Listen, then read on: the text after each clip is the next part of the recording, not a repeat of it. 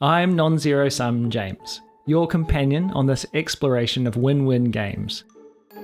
So this is a blog that I've created as a speech and podcast at the same time. So I delivered this speech at Toastmasters the other week, and I'm going to release the post and the podcast at the same time, trying to kill three birds with one stone. When Stuart Crone heard a commotion behind him at a Dodgers game, he turned to see that a man 3 rows back was choking. Dozens of people surrounding the man were panicking, impotent to help. But without a second thought, Stuart bounded up the 3 rows, lifted the man out of his seat, and began performing the Heimlich maneuver. Stuart is one of those people that, when a group is called on, he assumes that he in particular is the one being addressed and needs to respond. Stuart has what the kids these days call main character energy, what we would have called in the past leadership qualities. As a documentary filmmaker, I've filmed Stuart coaching on international rugby tours, leading a boys and a girls team over 15 years. I've interviewed him about his approach to leadership and taken notes. To begin with, he is always prepared.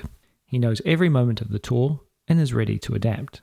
He is always there to support the players, delivering stirring pep talks, sharing reflective exercises, and being on call 24/7 for deep and meaningfuls. He's able to foster trust and delegate, something I appreciate, as he lets me do my job without micromanagement. I've tried to apply these principles to my own life, but I'm a very different person from Stuart. I'm not a natural leader. I like to take on a task alone, diligently, painstakingly, and when all is done, take all the credit.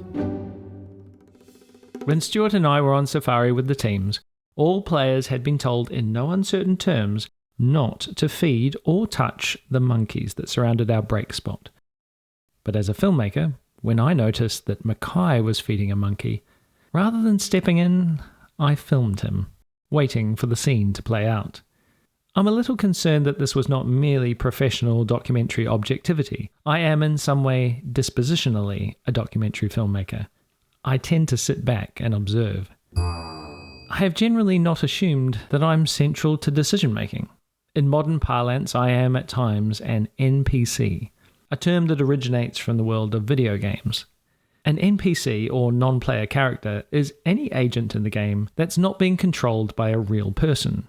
NPCs are there as a foil for the player, something to test them and provide context for their decisions. But NPCs don't make decisions themselves. They don't have agency. In the past, this might have been seen as being laid back or going with the flow. We are all on a spectrum from NPC to main character. And in the extreme, main character energy can also go too far.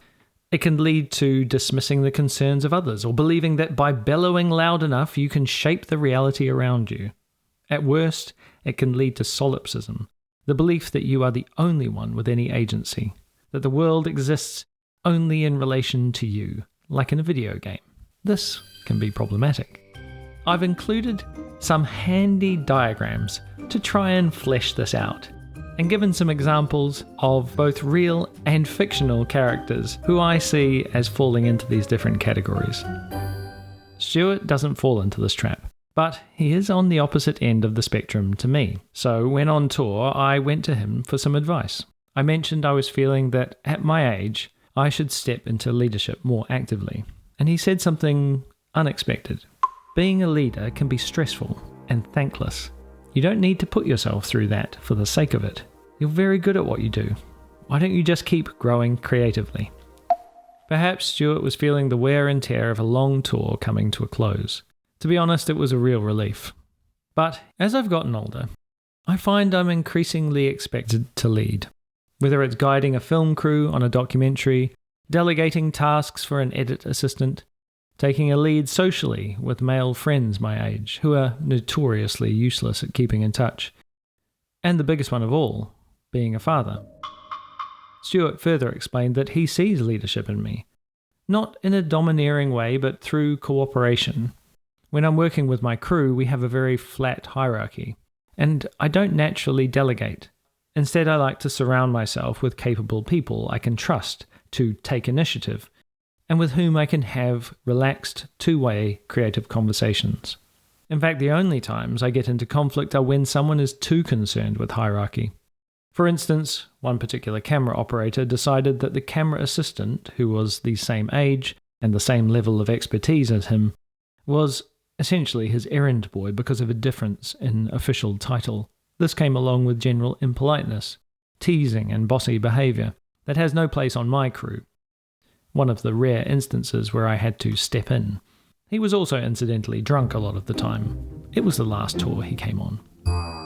Finally, one leadership quality Stuart and I share is our ability to connect through vulnerability. I remember in one of our tour talent shows getting up and singing the theme song to Moana in front of the team. When I finished, Stuart said quietly to me, "They all trust you now." So, even though I don't feel the need to actively seek out leadership, I realise it will be expected of me. Thankfully, through spending time with Stuart, I've learned what sort of a leader I am. And I've also learned some of the fundamentals of leadership that transcend leadership style.